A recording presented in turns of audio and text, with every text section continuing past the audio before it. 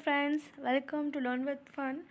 तो जैसा मैंने कहा था कि chapter 12 reproduction in plant class 7th को हम कंटिन्यू करेंगे नेक्स्ट वीडियो में, नेक्स्ट पार्ट में। तो बात करते हैं sexual reproduction in flowering plants. ऐसे प्लांट्स जिसमें फ्लावर्स लगते हैं उसमें सेक्सुअल रिप्रोडक्शन यानी मेल और फीमेल गैमेट के फ्यूजन से किस प्रकार से बीज बनता है और कैसे रिप्रोडक्शन होता है उसे हम देखते हैं। तो यूनिसेक्सुअल फ्लावर की अगर हम बात करें तो यूनिसेक्सुअल फ्लावर में एक ही फ्लावर जो है उसमें एक तरीके का रिप्रोडक्टिव ऑर्गन मिलेगा, यानी कि मतलब उसके एक फ्लावर में आप या तो मेल ऑर्गन को फाइंड करेंगे या फीमेल ऑर्गन को फाइंड करेंगे। ऐसे फ्लावर को कहते हैं यूनिसेक्सुअल फ्लावर। इसका एग्जाम्पल हो गया Cucurbita. Next is bisexual flower, यानी कि एक ही फ्लावर में अगर आप दोनों ही चीज़ें फाइंड करते हैं, मेल और फीमेल दोनों रिप्रोडक्टिव सिस्टम मिलते हैं, तो वो बायसेक्सुअल फ्लावर का एग्जाम्पल हो जाता है। जिसका एग्जाम्पल आप सब जानते हैं, गुड़हल का फूल, जिसे हमने लास्ट ईयर पढ़ा भी था और इसके काफ़ी वीडियोस भी हम लोग देख चुके हैं। The reproductive part of a flower are describe below. सबसे पहले हम पेड़ और उसके पार्ट्स को पढ़ लेते हैं। तो ये जो सुंदर सुंदर फूल की पंखुड़ियाँ होती हैं, ये इन्हें कहा जाता है पेटल, है ना। हरी हरी पत्तियाँ जो कली को प्रोटेक्ट करती है, सेपल। बीच में आप सेंटर वाला पार्ट देख पा रहे हैं, इसे बोला जाता है ओव्यूल। जो डंडी होती है वो उससे कहा जाता है रिसेप्टर। फिर अब आता है जो उसको हम बोलते हैं स्टेमन, यानी मेल रिप्रोडक्टिव पार्ट, जिसमें आता है एंथर यानी एक बैग लाइक स्ट्रक्चर, और उससे जो जुड़ा हुआ धागा होता है उसे बोलते हैं फिलामेंट। फीमेल रिप्रोडक्टिव सिस्टम में आ जाए तो उसे बोलते हैं कार्पल या फिर पिस्टल। सबसे ऊपर का हिस्सा जो स्टिकी होता है उसको बोलते हैं स्टिग्मा। जो पतली सी एक ट्यूब होती है उसे स्टाइल, और नीचे होती है ओवरी जहाँ होती है ओव्यूल, जहाँ होता है प्रोसेस ऑफ फ्यूजन। जो प्रोसेस होती है वो होता है, जैसे हम पढ़ेंगे पॉलिनेशन की प्रोसेस में ही। तो ये हो गया बेसिक इंट्रोडक्शन पार्ट्स के बारे में। अब सबसे पहले मैकेनिज्म की फर्स्ट आपको समझ लेते हैं पॉलिनेशन, जो हम पहले भी पढ़ चुके हैं। पॉलिनेशन में क्या होता है कि जो पॉलन ग्रेन है वह एंथर पे से, या तो हवा से या इंसेक्ट से या पानी से, एंथर पे से पॉलन ग्रेन्स स्टिग्मा पे चले जाते हैं। कहाँ चले जाते हैं? स्टिग्मा पे चले जाते हैं, पिस्टल या कार्पेल की। इस प्रोसेस को बोलते हैं पॉलिनेशन। फिर होती है प्रोसेस पॉलिनेशन के बाद फर्टिलाइजेशन की, जिसमें क्या होता है कि मेल गैमेट और फीमेल गैमेट मिलकर क्या बनाते हैं? जाइगोट। फिर जाइगोट डेवलप होता है सीड में, और सीड से बनता है फ्रूट, ठीक है।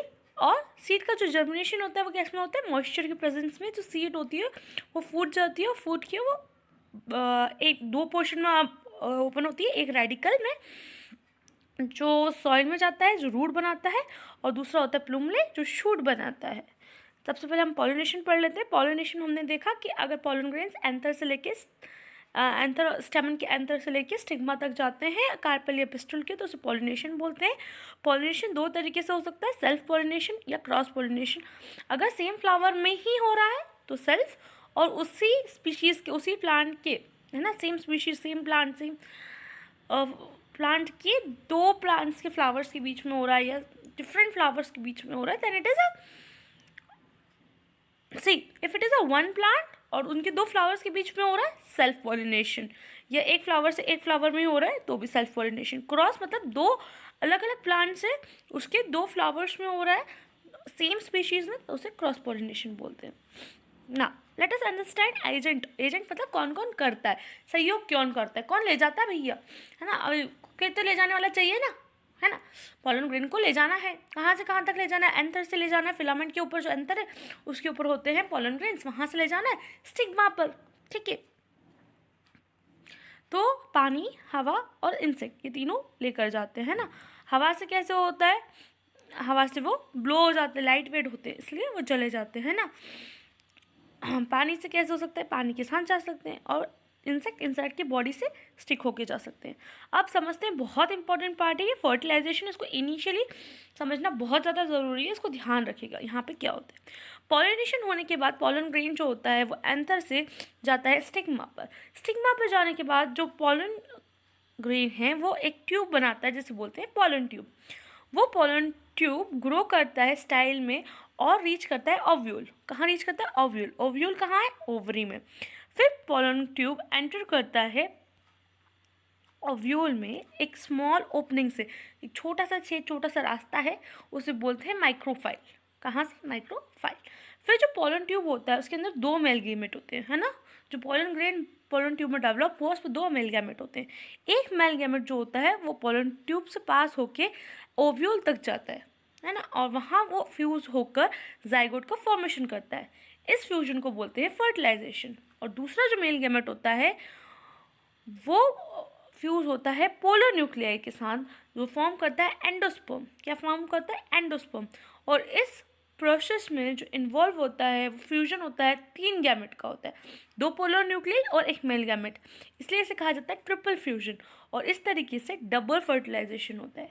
अब फर्टिलाइजेशन होने के बाद जो petal, स्टेमन, style, stigma of the flower है वो सब सूख के फॉल ऑफ हो जाते हैं, यानी गिर जाते हैं। अब जो बचता है वो ओवरी बचती है, जिसके अंदर फर्टिलाइज्ड ओव्यूल होता है। वो फर्टिलाइज्ड ओव्यूल के अंदर जाइगोट होता है ना। जाइगोट मतलब क्या हुआ? वो जो मेल गैमेट और फीमेल गैमेट के फ्यूजन से फॉर्म हुआ था वो डिवाइड होने लगता है एम्ब्रियो में। और एम्ब्रियो के अंदर क्या होता है? एक या एक से अधिक, यानी 1 और 2 कॉटिलिडॉन होते हैं। कॉटिलिडॉन में क्या होता है? जो खाना स्टोर करते हैं। क्या स्टोर करते हैं? खाना। अब जो फर्टिलाइज और डेवलप्ड ओव्यूल है उसको बोलते हैं सीड। क्या बोलते हैं? सीड। अब समय के साथ साथ सीड जो होती है वो कड़क होने लगती है, सूखने लगती है।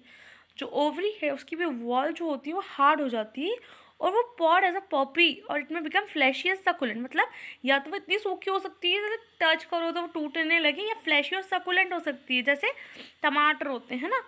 The whole ovary after fertilisation grows to form a fruit. फिर वो क्या बनाती है? फ्रूट बनाती है। क्या बनाती है? फ्रूट। ठीक है। अब देखते हैं जर्मिनेशन कैसे होता है। जो सीड है उसकी हार्ड जो कवरिंग होती है ना, सीड की जो ऊपर हम देखते हैं हार्ड कवरिंग होती है। सीड हार्ड लगाने में बहुत सॉफ्ट नहीं होती है। जब सीड को प्लेस करते हैं हम मिट्टी में तो वो सॉफ्ट हो जाती है और जो खाना होता है वो अंदर स्वेल हो जाता है। स्वेल होना मतलब वो पानी पी के फूल जाता है ना, स्वेल अप हो जाता है। और शेल जो होता है वो फूट के ओपन होता है। अब इसमें क्या होता है कि जो एंजाइम्स है जो सीड के अंदर है वो खाने को डाइजेस्ट करते हैं और सॉल्युबल बनाते हैं। सॉल्युबल यानी घुलनशील। ठीक है। अब ये सॉल्युबल फूड जो हेल्प करता है वो हेल्प करता है रेडिकल यानी रूट को ग्रो करने में, और प्लुमले यानी शूट को ग्रो करने में। और डेवलप होने लगता है प्लुमले और रेडिकल जमीन की तरफ बढ़ता है, प्लुमले सन की तरफ बढ़ता है और सनलाइट से फोटोसिंथेसिस करके खाना बनाने लगता है और फॉर्मेशन होता है। इसके बाद आता है आर्टिफिशियल पॉलिनेशन। जिससे अर्थ पे पॉपुलेशन बढ़ती जा रही है ऐसे मोर खाना चाहिए, हमें ज़्यादा खाना चाहिए। और पॉलिनेशन नेचुरली जिस क्वांटिटी में होता है शायद वो हमारे लिए सफिशिएंट नहीं है, तो हम उसके लिए क्या कर सकते हैं? आर्टिफिशियल पॉलिनेशन के लिए स्विच कर सकते हैं, या हाइब्रिडाइजेशन के लिए, यानी हमें अच्छी क्वालिटी का चाहिए तो फिर हम क्या कर सकते हैं? उसके लिए डिज़ायर्ड फ्लावर्स को ले सकते हैं, डिज़ायर्ड कैरेक्टरिस्टिक को ले सकते हैं।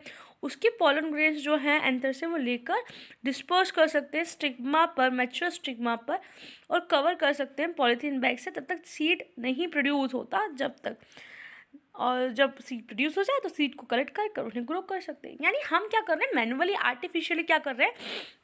पॉलिनेशन के प्रोसेस को आर्टिफिशियली कर रहे हैं ताकि हमें जो डिज़ायर्ड कैरेक्टरिस्टिक्स चाहिए या हम जिस हिसाब से अगला प्लांट चाह रहे हैं वो उस हिसाब से डेवलप हो, ग्रो हो। Next is dispersal of seed. Dispersal of seed is very important part. Dispersal होना मतलब डिस्पर्स होना, राइट? डिस्पर्स मैंने पहले भी पढ़ा चुकी हूँ, लाइट में डिस्पर्स बिखर जाती है लाइट है ना, वाइट लाइट 7 कलर में।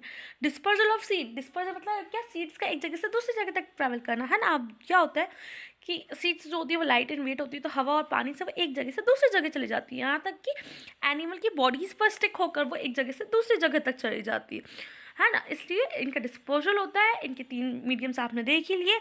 विंड के माध्यम से डिस्पोजल आप देख ही रहे हैं। जो सीड्स ऑफ मैपल है, सीड्स ऑफ ड्रमस्टिक है, सीड्स ऑफ ओक है, सनफ्लावर है, ये सब होती है। और पानी के थ्रू कोकोनट, लोटस वाटर की सीड्स जो है वो डिस्पोज्ड ऑफ होती है। यानी एनिमल्स के कारण जो होती है वो ज़ैंथियम, थ्रिबुलस, इनके आप देख सकते हैं। और आई थिंक ये चैप्टर अब क्लियर हो गया होगा। In case of any doubts please consult me directly. Thank you.